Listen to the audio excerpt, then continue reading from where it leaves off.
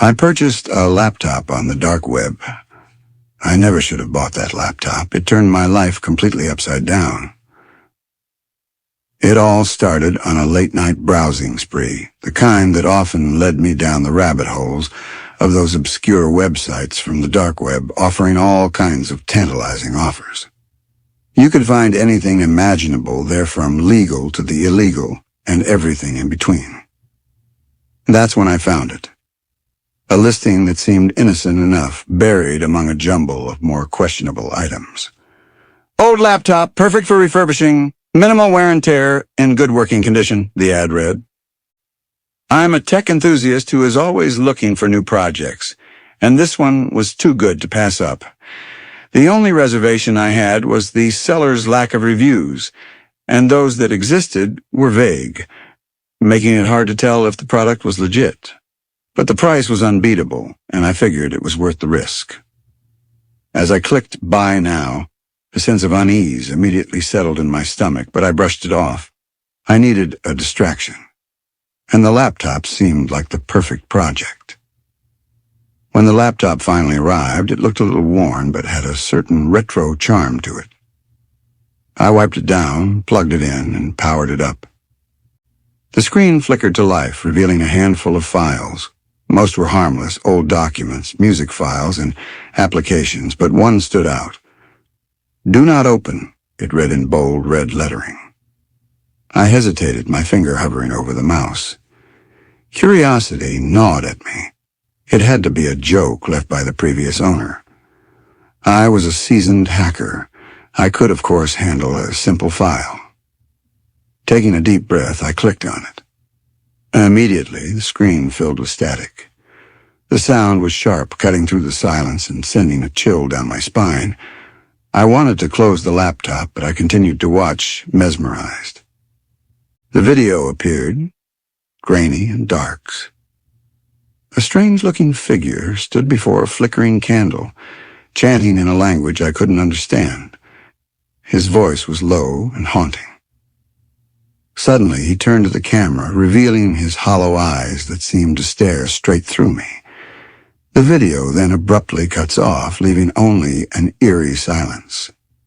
I closed the laptop, a little taken aback, but not totally shaken. "It's just a video," I whispered to myself. "Nothing more." But I had no idea that the real disturbances were only about to begin in my life. The next morning, I woke up to a flood of notifications. I had no memory of this. I had never done anything like this. How could this even happen? I asked myself. Just then, the doorbell rang, followed by loud banging. My stomach churned. Was it the police? Had someone reported the video? How am I going to explain any of this to them? Hesitant, I opened the door, bracing myself for a tough conversation with the police. But instead of the authorities, it was my girlfriend, Stella. Her mascara was smeared all over her face from crying, but her expression was nothing but pure fury. Without a word, she stormed in, shoving me back onto the couch.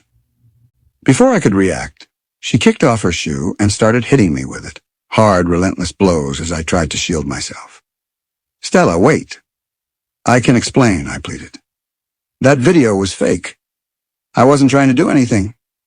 She paused, her chest heaving with anger, then pulled out her phone. "Explain this then," she spat, thrusting the screen in front of me. It was another video, this time, of me sitting on a beach with a woman who clearly wasn't Stella. The two of us were laughing and flirting while she sat on my lap.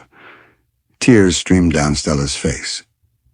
"Are you saying this is fake, too?" she asked, her voice cracking. I stared at the screen, dumbfounded. I didn't recognize the woman in the video, nor have I ever been to that beach as well. None of it made sense. But before I could even form a response, Stella threw her shoe at me one last time and stormed out, slamming the door behind her. I was left sitting there, reeling from the sheer impossibility of it all. Then my phone rang again. This time it was my parents. They said they'd received a news clip showing me in jail after a drunk driving accident. A news clip? Of me in jail? How could that even be possible? I asked myself again as I stood in my own living room, completely bewildered. My head spun as I spent the next few hours trying to calm down friends and family, assuring them I was fine and that it was all some sick prank. But was it really a prank? I reluctantly glanced at the laptop as a wave of dread washed over me. My heart pounded in my chest as I slowly approached it and opened it again. The screen flickered to life. This time, all the files were gone, except for two. The original Do Not Open file, and a new one labeled Victims. My hands trembled as I clicked on Victims. A list appeared that was long and chilling. I scrolled down, each entry accompanied by photos and usernames from the dark web, people who were probably no longer alive. My blood ran cold when I saw my name. I was number 178, the most recent victim. My status was being shown as in progress. As I clicked on my folder, a photo of me appeared, along with details only someone who had been watching me would know. Some of the other usernames on the list were familiar, too, people I'd seen online on the dark web and forums I frequent. I often wondered where they suddenly vanished. Now I knew why, and I realized I might be next. Panic surged through me. I slammed the laptop shut, grabbed it, and raced out the door. I drove for hours until I found a secluded spot near a dumpster. I tossed the laptop out and drove over it several times to make sure it was destroyed. For the first time in days, I felt some relief, but it didn't last long. When I returned home, my blood froze. The laptop was sitting on my desk as if it had never left. A chill crept down my spine as I stood there, staring in horror. Paranoia consumed me. Right then I knew I had a huge problem on my hands and had to find a solution for it no matter what. So I started looking at online forums dedicated to paranormal activities and digital hauntings. Maybe, just maybe someone else had encountered a similar experience. My fingers flew across the keyboard, typing furiously, desperate for answers. As I scrolled through hundreds of posts, I found one that caught my eye. It was headlined, "The Cursed Laptop." The poster detailed a story eerily similar to mine. After purchasing an old laptop from the dark web, he began receiving ominous messages and videos that terrorized the user. His advice was simple but chilling. Confront it. Do a cleansing ritual. So I researched further on the dark web, uncovering an array of rituals involving salt, candles, and incantation. I gathered the supplies, feeling both foolish and desperate at the same time. As night fell, I prepared the ritual in my dimly lit apartment, following all the instructions to the letter. I lit a row of candles on either side of the room and drew a circle on the middle of the floor using salt.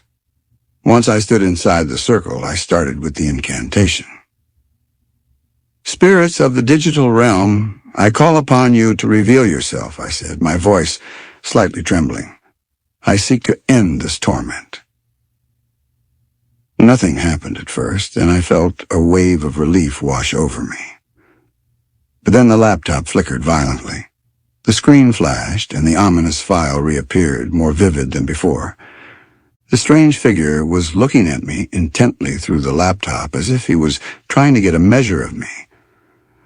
Suddenly the lights flickered, plunging the room into darkness.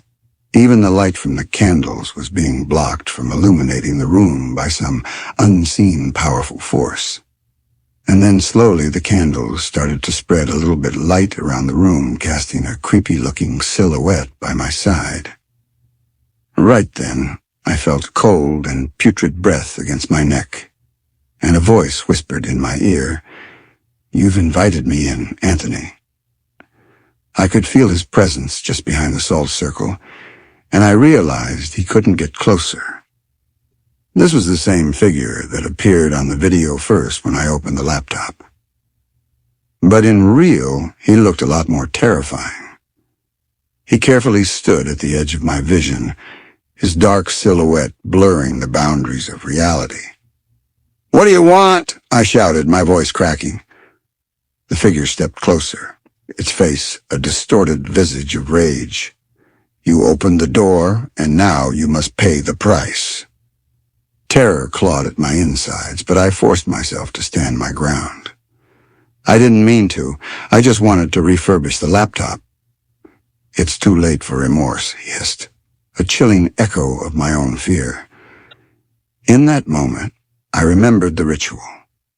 I needed to confront this entity, to assert my will. "I reject you. I will not be your victim."